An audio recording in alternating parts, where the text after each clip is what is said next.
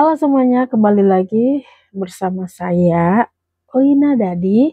Dan kemarin ada yang sempat meminta baca kembali renungan yang diambil dari buku This Day in Baptist History.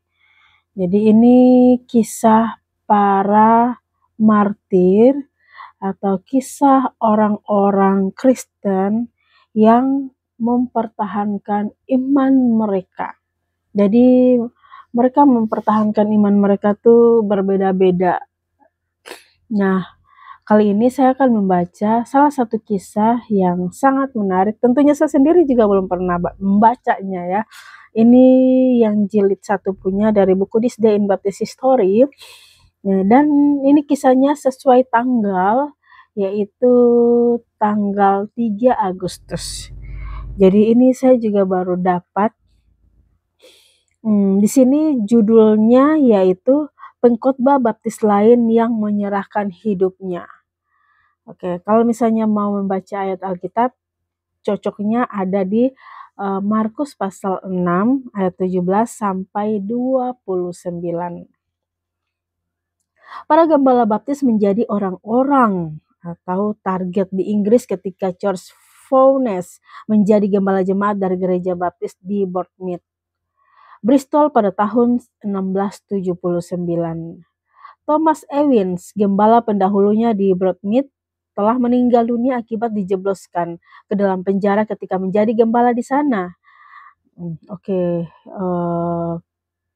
Kasus ini juga ada di tanggal 26 April ya, masih sejarah yang sama. Thomas Hardcastle, gembala berikutnya melayani dari tahun 1671 sampai 1678, dan ia juga sering dipenjarakan dan sering menulis surat-surat pengembalaan yang penuh berkat kepada orang-orang kudus dari dalam sel penjaranya di Bristol untuk menguatkan dan mendidik jemaatnya. George Fownes dilahirkan di Shropshire, dibesarkan dengan mengenyam pendidikan sekolah di Shrewsbury. Ketika ayahnya meninggal dunia, ibunya mengirim dia ke Cambridge. Di sana ia dianggap sebagai seorang cendekiawan yang hebat dan memiliki kecerdasan tajam. Tidak lama setelah ia kembali ke Bristol, pecahlah penganiayaan baru dan penguasa berusaha menangkap gembala Fownes.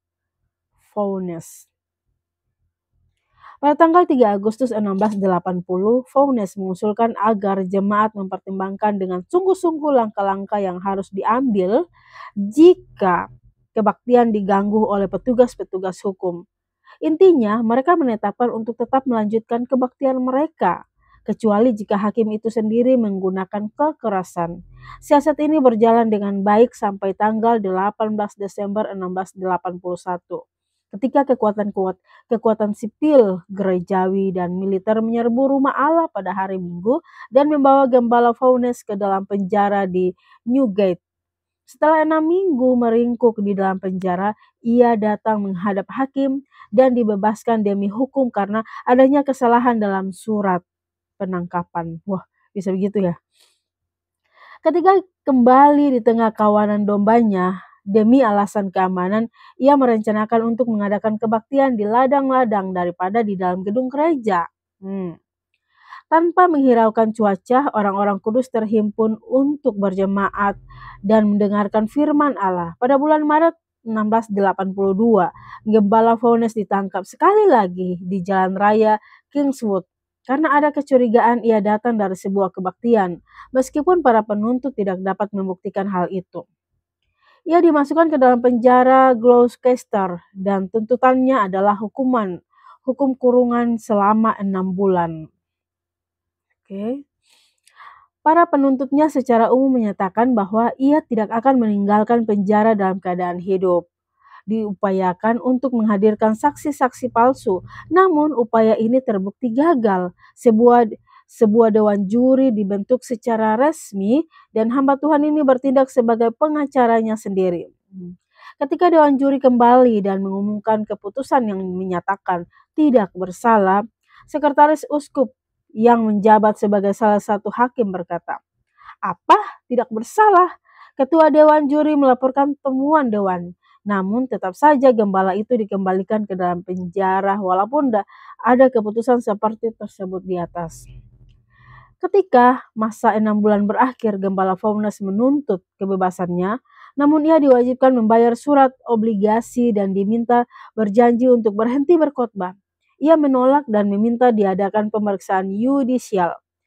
Dua penegak hukum menghadap hakim dan menyatakan bahwa jika Faunes dilepaskan, ia akan menarik seluruh negeri mengikuti dia.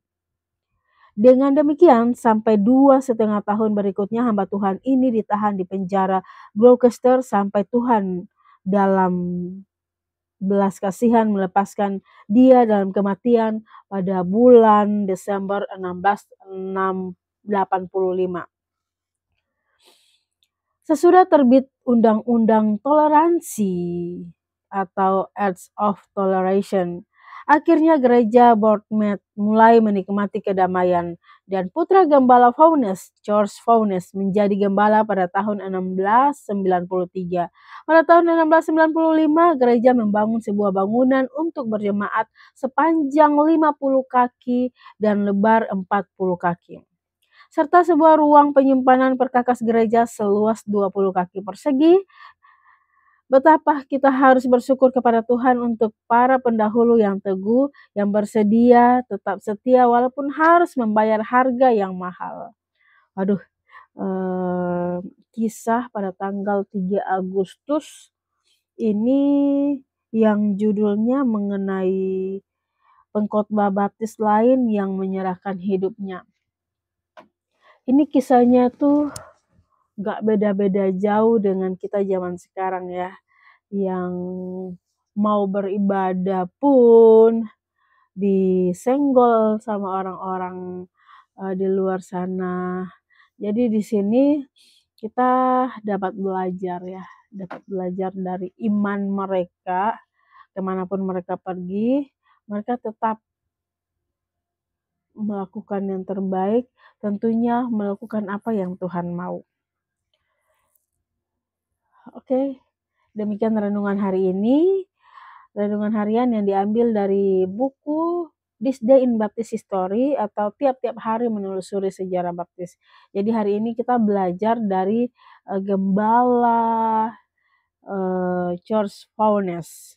George Faunes ini adalah anaknya ya, yang bapaknya masuk di dalam penjara karena mempertahankan imannya. Orang-orang di sekitar yang tidak setuju. Demikian renungan hari ini. Terima kasih dan besok saya akan membacakan kisah yang lebih menarik dari hari ini.